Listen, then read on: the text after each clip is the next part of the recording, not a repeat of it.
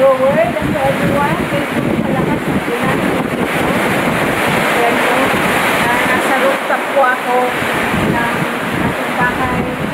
At ganito po kalakas ang ulan dito. Dahil po,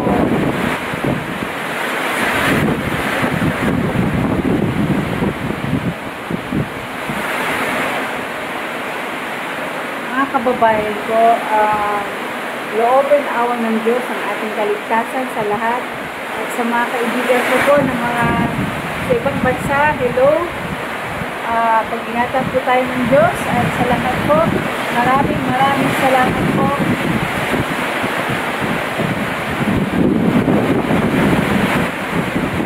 Nasa rooftop po kasi ako, bali banda po doon ay sa western area at magbibigay po ako ng description kung saan po yung ano.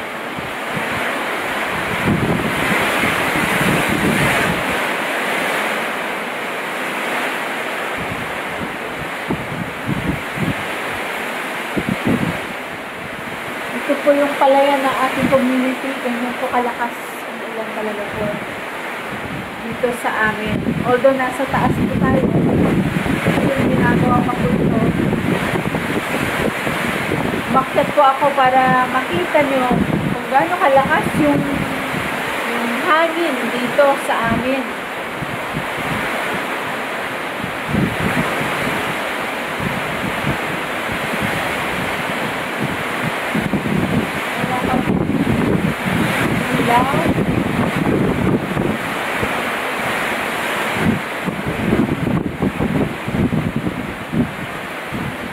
Tapos mamaya po, uulan na araw, ganun po nangyayari po dito. Pero dun sa ibang lugar po, sa gaya ng Calasiao, Pangasinan, dati na po yun na binabaha noon pa man. Panawagan naman po sa ating gobyerno na tingnan naman po mabuti ang ating mga ginagawang projects. Hindi po yung lagi na lamang po na ganito po yung nangyayari sa atin. Na tuwing baha, ay tuwing ulan, baha. Tapos, mga basura, hindi po natatapon po naman ng maayos.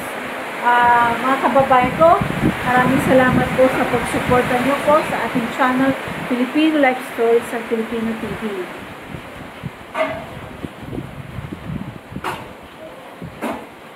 Nakakalungkot po, pero syempre, marami po tayong mga kababayan, lalo na po ang mga hanap buhay po natin is magsasaka, mangingisda. Sa Dagupan City nga po, oo nga, marami po ang gustong magtrabaho. Marami po ang gustong magpatayo ng business. Pero ang alalahanin naman po natin, yung ating kaligtasan din. Dahil sa, syempre, papatayo ka na magpapatayo, wala na pong catch basin yung mga ulan natin. At syempre, tama naman na para magkaroon po ng maraming trabaho. Pero alalahanin po natin na ang ating buhay ay mahalaga, lalo na po at sa panahon po natin ngayon ay paiba-iba na po ang climate change natin. Sabi nga nila, modernization is destruction. At syempre, may awa ang Diyos. Pero nasa tao ang gawa, nasa Diyos ang awa. Magbabahagi po ako ng mga salita ng Diyos, mga Bible verses, at sa mga aking mga nasasakupan. Siyempre, yung mga tumiran na rin po ako sa Dagupan na area, pero lagi na lang po doon ay baha. At ang flood control system po natin ay pinupunduhan ng milyon-milyon na pondo.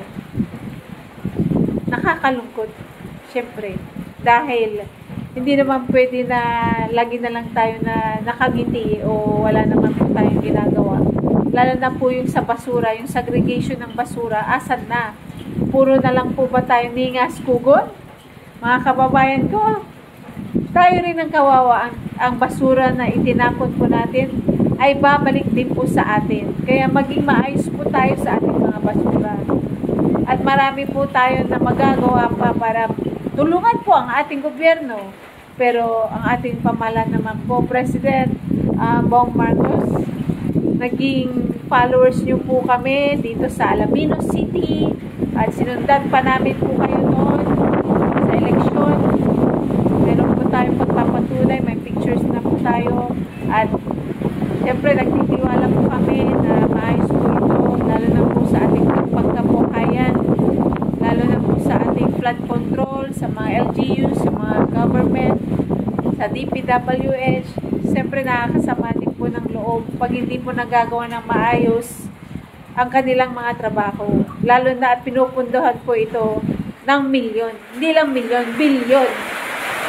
Kaya, bilang Pilipino, bilang registered voter ng Pilipinas, kami na Pilipino, siyempre tuloy-tuloy lamang po ang aming buhay. Dahil alam mo naman ang Pilipino, di po ba President Bong Marcos, na ang Pilipino, lagi na lang po itinataas ang aming kamay sa Diyos. Sasabihin nila at bahala ng Diyos sa amin. Pero siyempre, gawan po naman natin ang mabuti ang ating kapwa. At maging maayos po ang ating trabaho naman.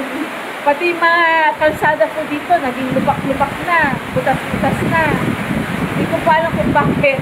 Pero syempre, nagpapahid po tayo ng mga taxes, nagpapahid po tayo ng mga permits sa LTO. Dapat naman po, ang dadaanan po natin ay maging maayos. Di po ba? Mga kababayan ko, maraming salamat po sa suporta na ibinibigay niyo po. Maging bahagi po kayo sa ating channel, Filipino Life Stories at Filipino TV. Thank you very much.